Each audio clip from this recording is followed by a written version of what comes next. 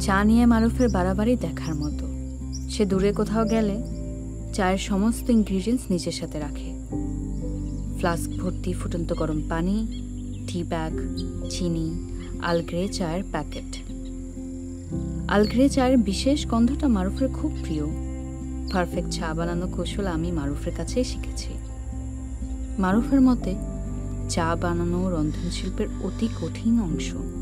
খুব কম মানুষই এটা জানে। প্রথমে কাপে 2টি টি ব্যাগ নিতে হবে, 1 চামচ গরম পানি ঢেলে দিতে হবে টি ব্যাগে। ব্যাগের ভিতরে শুকনো চা পাতা এই পানিতে নরম হতে থাকবে। এই ফাঁকে চায়ের কাপ চামচ ধুয়ে ফেলতে হবে গরম পানিতে।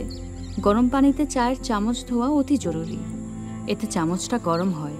তা না করলে ঠান্ডা চামচ চা থেকে অনেকটা তাপ নিয়ে নেয়, চা হয়ে যাবে ঠান্ডা।